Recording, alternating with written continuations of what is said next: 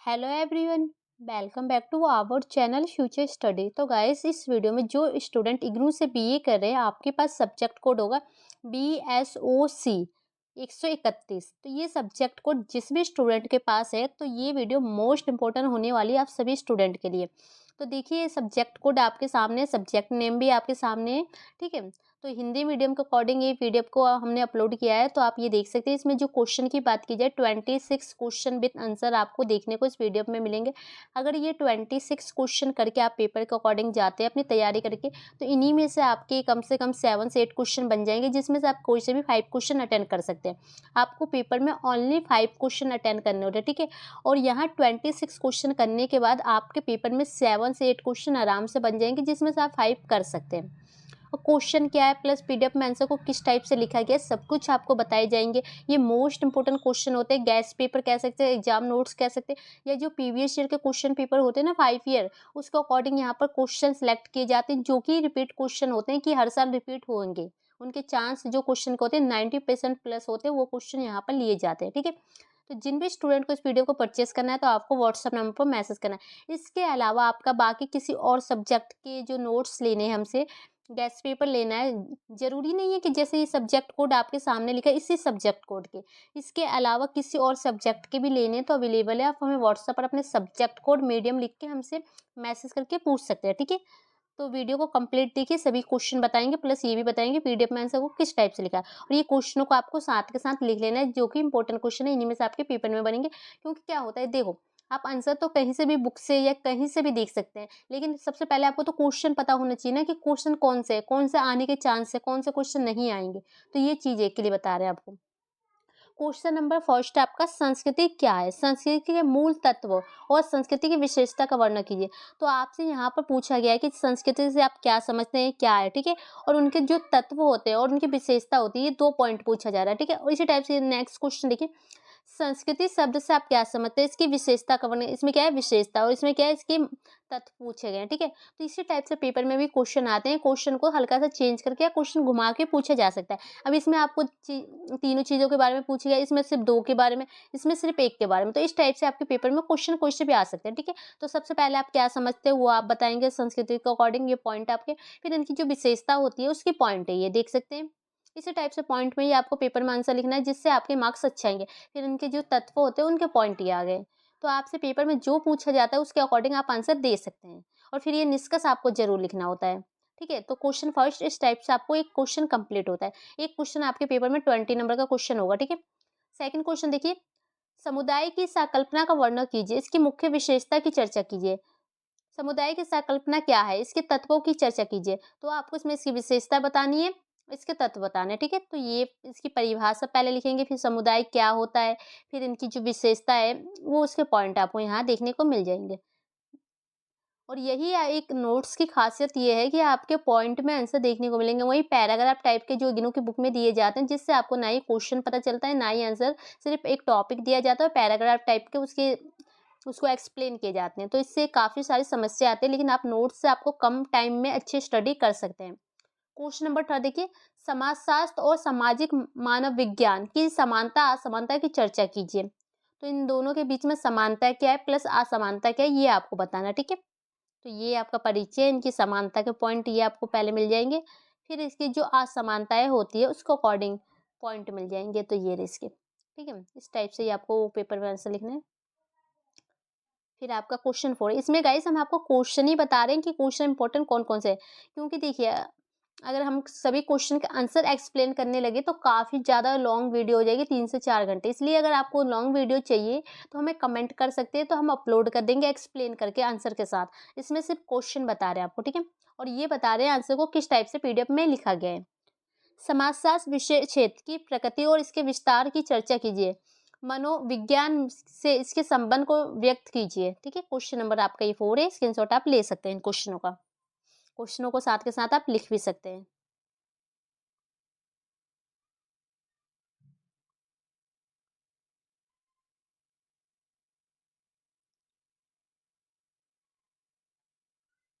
Question आपका 5 देख सकते हैं, सामाजिक समूह क्या है, सामाजिक समूह के वर्गीकरण का आधार क्या है, वर्णन कीजिए। तो समूह क्या होता है पहले तो ये बताना है, सामाजिक समूह, फिर इनका जो वर्गीकरण किस आधार पर हम कर सकते हैं उसके बारे में बताना है, ठीक है। क्वेश्चन नंबर 5 में इसका आंसर इस टाइप से आपको दिख जाएगा।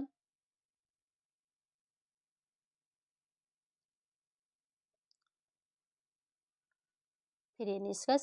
क्वेश्चन नंबर 6 आपका, ऐतिहासिक समाजशास्त्र का वर्णन समाजशास्त्र के एक उप विषय क्षेत्र के रूप में कीजिए, ठीक है। क्वेश्चन नंबर 6 है।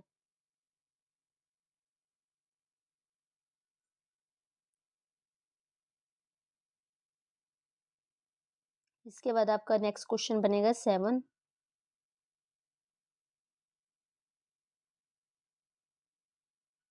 परिस्थिति और भूमिका की संकल्पना का वर्णन उचित उदाहरण देते हुए कीजिए। तो क्वेश्चन नंबर ये आपका 7 है, इसका भी स्क्रीनशॉट आप ले सकते हैं। इन दोनों के बीच में जो संबंध क्या है इनके बारे में आपको बतानी है, इनकी भूमिका के बारे में, ठीक है। तो सबसे पहले इसकी परिभाषा देखिए, फिर इसकी जो भूमिका होती है इनका वर्णन किया गया है यहाँ पर, ये इसके पॉइंट के अकॉर्डिंग, फिर भूमिका के अकॉर्डिंग ये है, फिर इन दोनों में जो अंतर क्या होते हैं, तो ये संबंध क्या है। तो जो भी पूछा जाता है क्वेश्चन में सभी उदाहरण के साथ फिर निष्कर्ष, ठीक है। सामाजिक परिवर्तन क्या है, समाज के विभिन्न पहलुओं पर इसके प्रभाव की चर्चा कीजिए। तो क्वेश्चन नंबर ये आपका 8 है, ये इसका आंसर है। सामाजिक परिवर्तन को समझने के विभिन्न दृष्टिकोण की चर्चा कीजिए।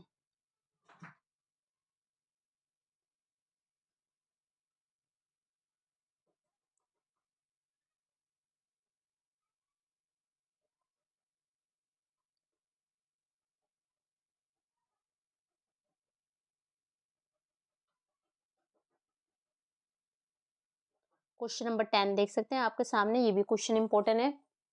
ये क्वेश्चन आपसे के पेपर में ज्यादा बार पूछा जाता है, तो क्वेश्चन नंबर 10 का स्क्रीनशॉट आप ले सकते हैं, इस क्वेश्चन को लिख सकते हैं।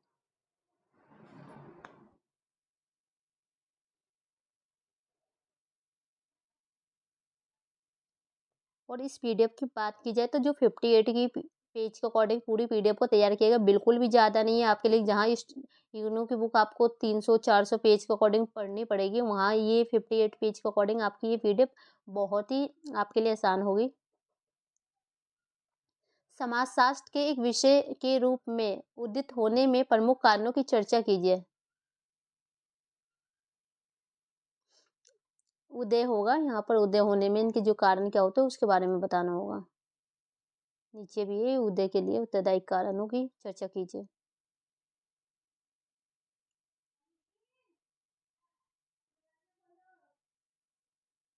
क्वेश्चन नंबर 12 देख सकते हैं।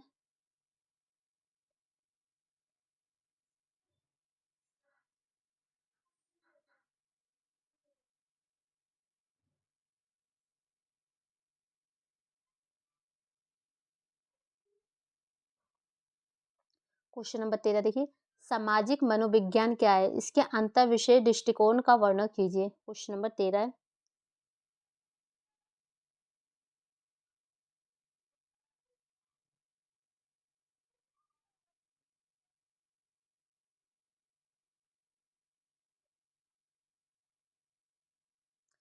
सांस्कृतिक परिवर्तन के कारणों की चर्चा कीजिए। Question number 14।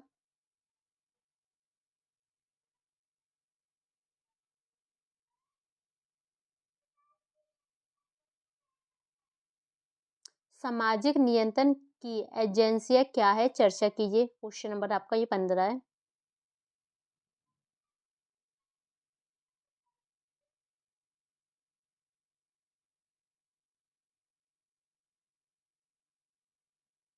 क्वेश्चन नंबर 16 देखिए, सामाजिक संगठन क्या है, इसके समझने की विभिन्न परिप्रेक्ष्यों की चर्चा कीजिए। क्वेश्चन 16 है, स्क्रीनशॉट आप ले सकते हैं। इसके बाद नेक्स्ट क्वेश्चन दिखाते हैं, 17 नंबर आपका जो क्वेश्चन बनेगा। सामाजिक संस्थाएं क्या है, सामाजिक संस्थाओं की प्रक्रियावादी दृष्टिकोण की चर्चा कीजिए। क्वेश्चन नंबर 17 है। इसके बाद क्वेश्चन आपका 18 आएगा, ये रहा आपके सामने। सामाजिक संस्था क्या है, इसके महत्व की चर्चा कीजिए।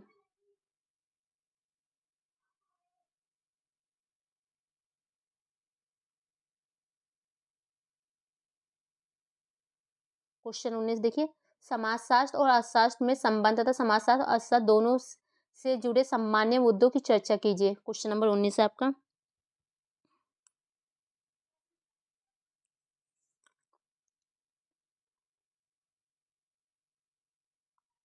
क्वेश्चन आपका 20 है, क्या समाजशास्त्र का इतिहास से कोई सरोकर है, चर्चा कीजिए। मतलब जो संबंध है या नहीं वो बताना है आपको क्वेश्चन नंबर 20 में। क्वेश्चन 21 है जो आपका, ये देख सकते हैं।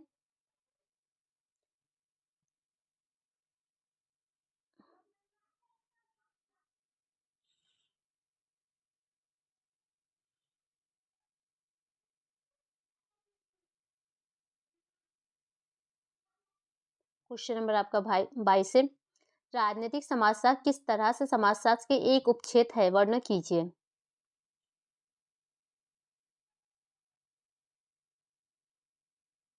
क्वेश्चन 23 है आपका, समाजीकरण क्या है, समाजीकरण के विभिन्न प्रकारों का वर्णन कीजिए। समाजीकरण की अवधारणा को परिभाषित कीजिए। Question number 23।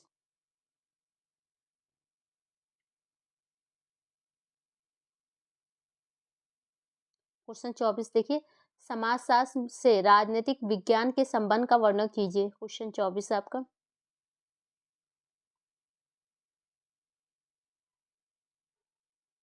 क्वेश्चन 25 बनेगा, संदर्भ समूह क्या है, उचित उदाहरण देते हुए स्पष्ट कीजिए। अब इसके बाद आपका क्वेश्चन नंबर 26 आएगा। तो 26 क्वेश्चन ये रहा, निम्नलिखित प्रश्नों के लगभग 250 शब्दों में टिप्पणी कीजिए। तो जो संक्षिप्त टिप्पणी वाले क्वेश्चन आते हैं, तो ये कुछ पॉइंट है 8। ठीक है गाइस, तो फाइनली इस जो वीडियो में यही क्वेश्चन थे जो कि हमने आपको दिखाए, और यही पीडीएफ है जो कि हम आपको यहाँ पर अच्छे से दिखा चुके हैं। इस टाइप से क्वेश्चन है, क्या आंसर है।